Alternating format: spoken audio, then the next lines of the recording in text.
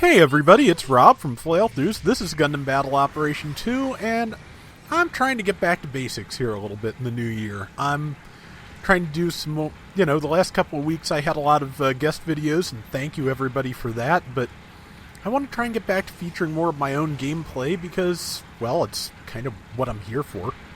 I mean, narrating is good, and I think I'm okay at it, and I think I'm pretty good at analyzing the gameplay at this point, but yeah, thought you guys would actually like to see me play. So this is, I'm pretty sure, my level 3 Gelgoog S-type. The early production type, rather. It's the commander type at any rate. It's got the antenna, and it's got the MMP-80 for its sub-weapon. But I barely use that anymore when I'm using the thing. Taking some shots from a gun cannon here, which is not optimal. But also there's someone right behind me, and that's also not optimal. Didn't even see them come up. Might be a pixie? Might not. Nope, it's a Gundam. Tagged it in the foot. Managed to stun it. Managed to knock it down. And this is pretty much my that is pretty much my go-to Gelgoog combo at this point. Is stun them if you can. Get the 2-hit Naginata combo in. Shoot them in the foot, and then do the upswing again. Because if you can get the knockdown, you have time to do all of that, and it's pretty damaging. You just have to be careful, because if you stun them with a charged shot, depending on, how it times out, you may end up overheating your rifle. So be careful of that. But it does work. Trying to get this guy, who is squaring off with number 4 there. Number 4 got them, and that is fine, because they did most of the work. That's probably a raid type to do 2,900 damage on an uncharged shot. Which, that's fine by me. Could be a camphor, too.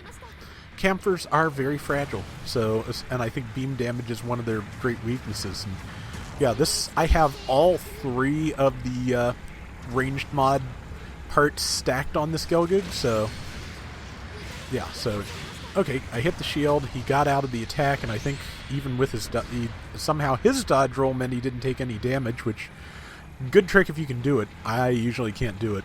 I think it all comes down to timing, but one of those things where the timing never seems to be in your favor. That was a camphor I couldn't close to where I could do the full combo, so I didn't.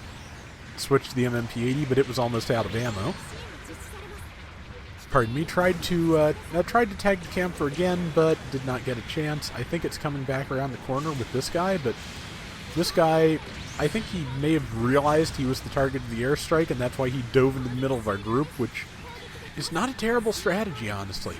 But we need to get out of this corner now because they're launching an airstrike on us, and that is the thing. Managed to get just over the top of the building and shoot the gun cannon. That is harder than it looks. So, yeah, now I just need to get up there. I think it was the gun cannon.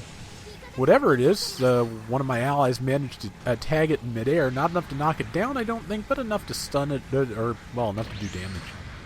Missed that shot, but yes, as most charging beam rifles do, the Gelgoog's beam rifle can actually exceed what the reticle can tell you is possible at the when it's charged. It does get a little bit of a boost to range when it's charged. So, yeah, hit that guy for 2,100.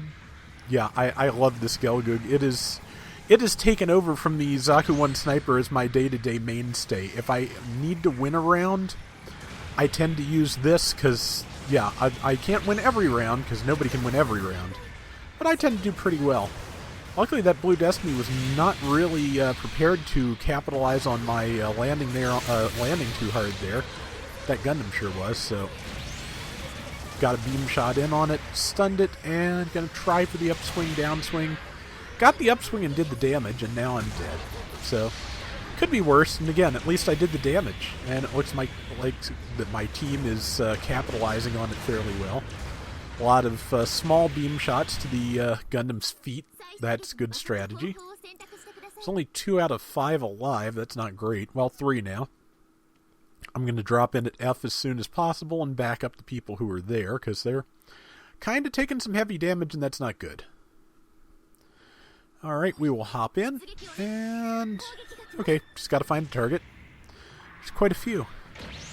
That shot hit, 2,500, and yeah, so, somebody said lead your shots in one of the comments to the previous videos, and I'm not always good at it. It's easier for me to predict with beams than other projectile weapons. I could not tell you why.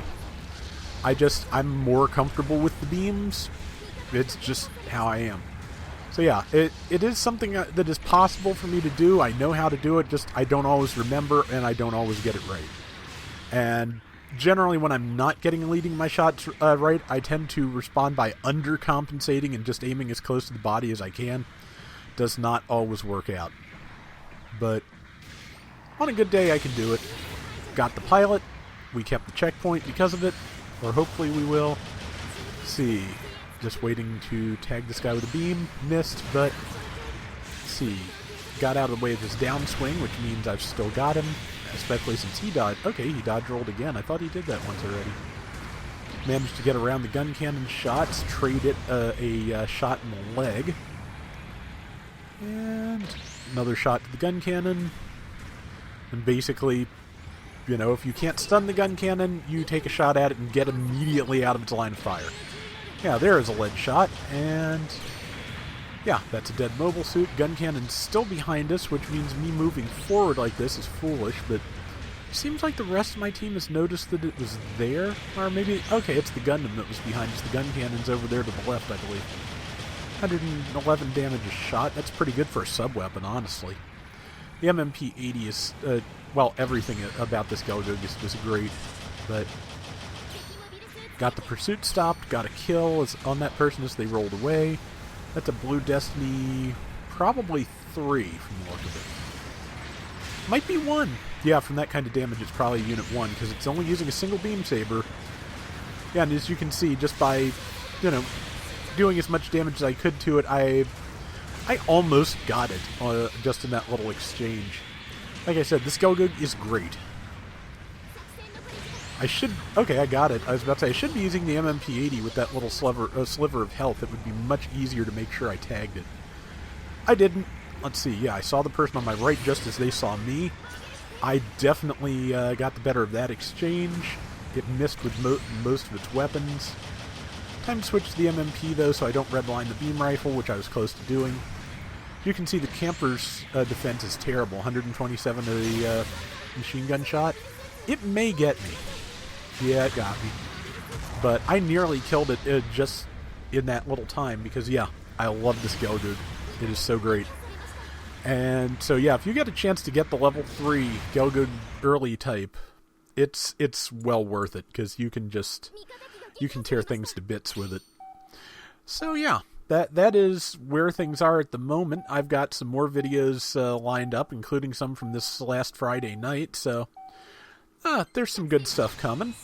And there may be some guest videos, too, depending on how things shake out, just because there is some kind of really horrible cold respiratory infection going around the house, and if I catch that, I don't know, what's going to happen. But, yeah, 93,000 damage, top score on the team, and top assists, so, yeah, pretty solid.